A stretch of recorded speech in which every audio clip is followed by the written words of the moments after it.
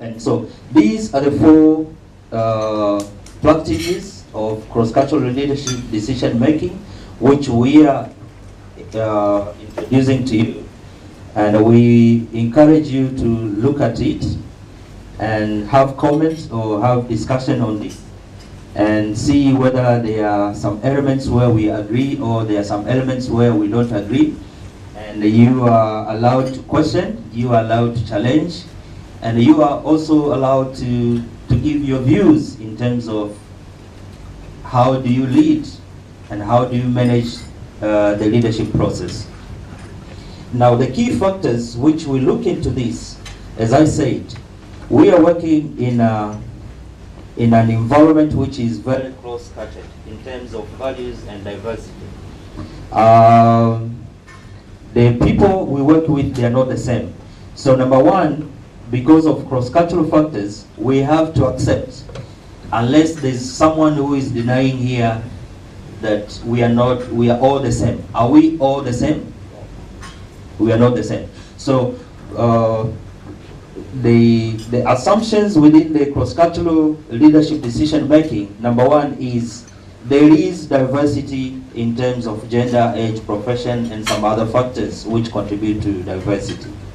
And number two, we are looking on the context that if we are not the same in terms of diversity, what is it common within all of us?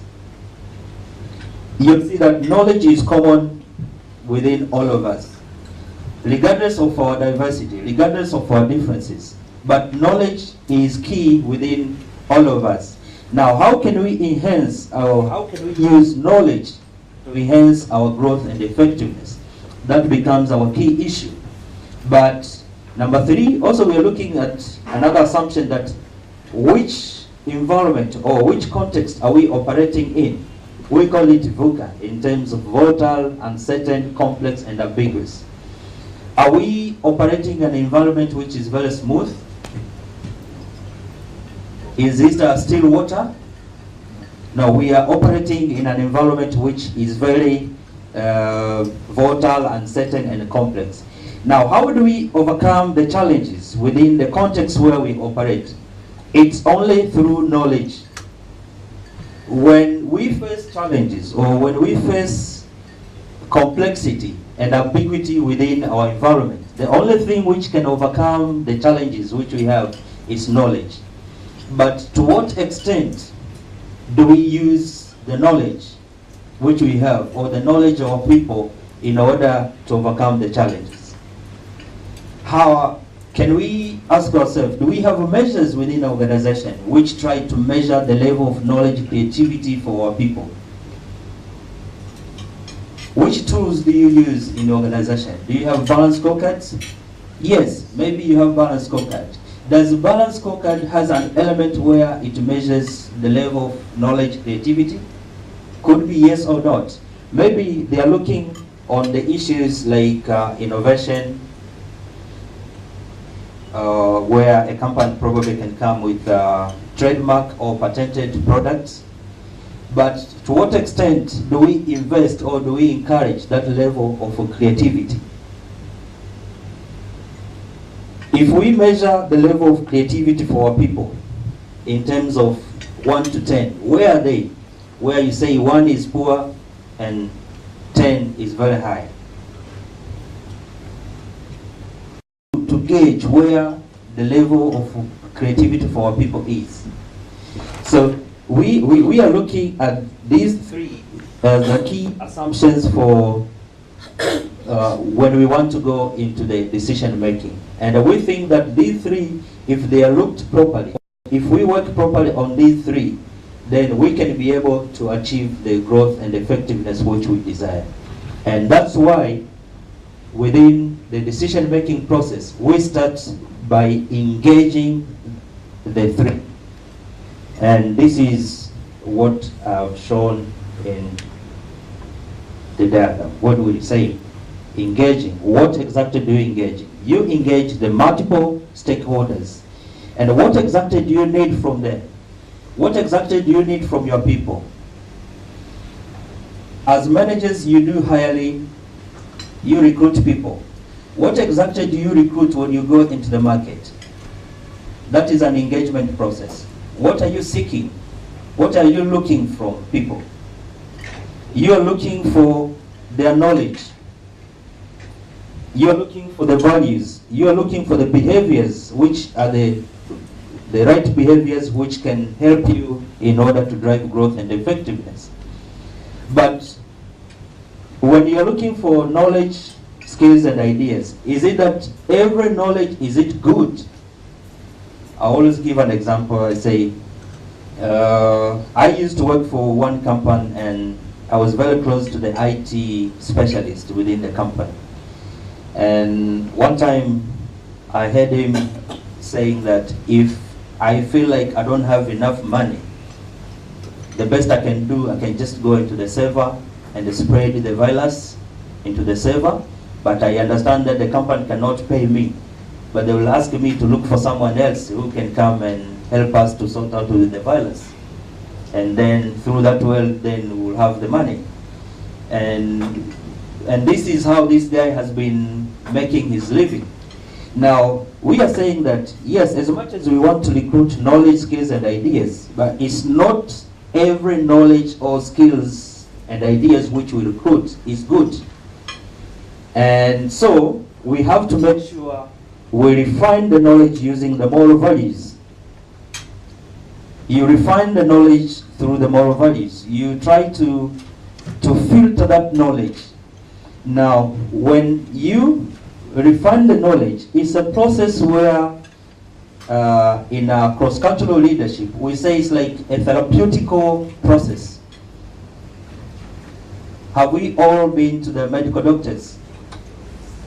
You know the engagement between you with the medical practitioner, we can term it as the therapeutical process, whereby the medical doctor normally they would ask you, okay, how do you feel? When did you start? How is this and this and this? How is this and this and this? That engagement process is a therapeutical process whereby you and the medical practitioner, you try to do the construction of the reality, the construction of the problem, the construction of the issue which you want to solve. Now, when we engage our people, the multiple stakeholders, as much as you want to get the knowledge from these people, but at the same time, you filter the best knowledge, you filter the useful knowledge against the knowledge which is not good. Knowledge, skills, and ideas, they are like bacteria. You all understand that they are useful bacteria and they are bacteria which are harmful. And so the engagement process through this way, it's where you try to filter through the dialogue, through the engagement process, you try to filter. And when you filter, you try to discourage the harmful knowledge and try to encourage a knowledge which is useful. Now, from the discussion, take a point which we will want to hear from you. How do we engage our people? And you have also to understand that if you are not engaging your people, then you are disengaging them. In the sense that maybe you are just superimposing your ideas, you superimpose your knowledge to them, you superimpose whatever you want them to do. You just say, do this. You don't encourage the ideas, the skills, or the knowledge from them. Now, that is disengagement. But when you are engaging them, we expect you to be undertaking a therapeutical process whereby you listen to them through the dialogue, you engage them through questions, you challenge them through some critical thinking, and then they give you feedback. So it's a dialogue. And this is what we call cross-cultural decision-making process. It has to start by engaging the ideas. And why are we engaging the idea? Because the first assumption we said, knowledge is within people. If you don't engage the people, you will not have the knowledge, you will not have the ideas, you will not have the skills from them. And these people, they have to share the knowledge willingly. I cannot come to you, madam, what's your name? Mariam. I cannot come to Mariam and say, Mariam, give us an idea, an advice on this. How can we sort out this problem? We cannot go and start pushing Mariam to give us an answer. And so through a therapeutical process, you make sure that Mariam is very comfortable in the sense that she can share the ideas willingly and freely without being forced. So one of the challenges which you look into the decision-making process is, are these people willing to share ideas willingly? Are these people contributing willingly? Are these people creative in the decision-making process? Are they innovative? Are they supporting the design of the service, the development of the product and solution? Are they doing it willingly? If they're not doing it willingly, then there's a challenge that maybe we are disengaging them. But if we are engaging them properly, we need to evaluate now the level of product and services that we offer into the market. Are we at offering, developing, or designing? This is where we do analysis of the value chain. Our institutions, what exactly do we do? Mariam, which sector are you? Sorry, I'm coming back to you again. Banking. You're in the banking. Do you design products? Myself. Yes. No, we have one special department. You have a special department which is doing the designing. Are you developing? You don't develop. Do you deliver services? You deliver services. Now, this is the value chain where our people within the organization, they are. But you'll find now in Africa, and mostly in Tanzania, we don't engage ourselves with the designing and maybe also not in developing. Most of, or the best we can do is delivering services or products and solutions which have been designed by other people, have been developed by other people. And the main problem for that is, within the value chain, someone who is doing designing, there are chances that on the value chain he is getting 80% of the value, and that person probably is getting 50% of the value, and we end up having maybe 15, 10, 5% of the value chain. And because of this, we remain to be poor, and we will remain to be poor. And the main reason is because we don't encourage our knowledge people to be creative, or in the sense that the level of knowledge creativity within our institution is very low. And this is the message which I want to strengthen here, that we need to be very careful in how we engage our people and how we develop our people. And so the essence of developing, as I said, is to develop core shared values, or to develop the culture island, or the institutional climate, whereby we are at an environment which is acceptable, or agreed level of knowledge creativity. Now, one of the questions which I would want also you to respond into is, do you have accepted levels of knowledge creativity within your organization? Do you have accepted levels of values or moral values within your organization? Do you have accepted levels of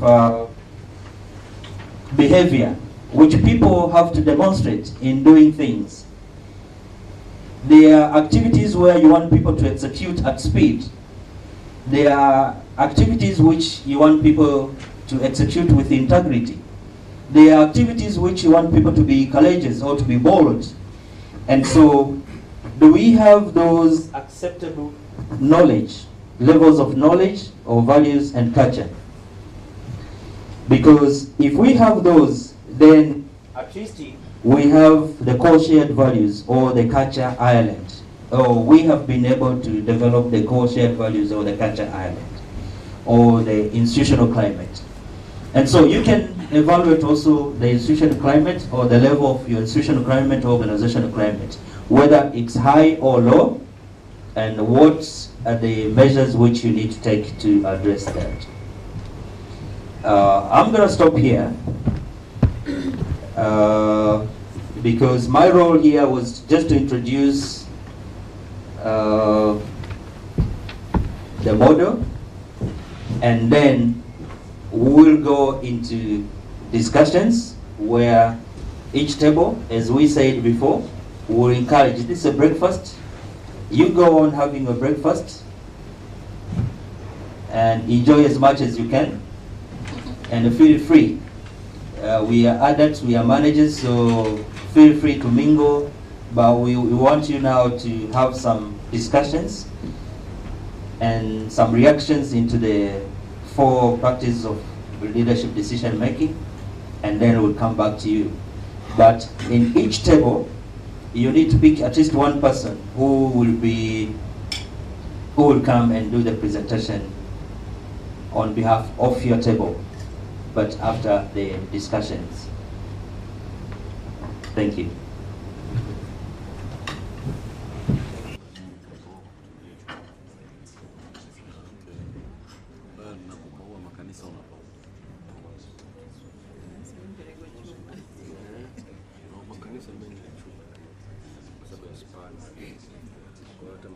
Magorofa lakini sijengi ghorofa zaidi ya 5. Ni G+2 basi.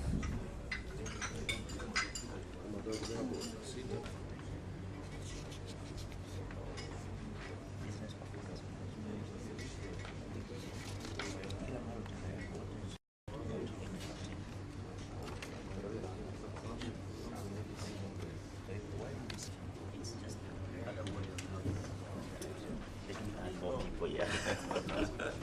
So you can have a very much constructive discussion. State also for networking. Yeah, sure. And so we said this is a pyramid of growth, that the core shared values is made by the acceptable 1, 2, 3, 4. On the normative decision making, on the normative, we are saying for a rational person or for a rational institution, there must be step by step on how you make a decision. As we have said, if at all want to achieve growth, a common factor which all of us have, regardless of our diversity, is a knowledge box.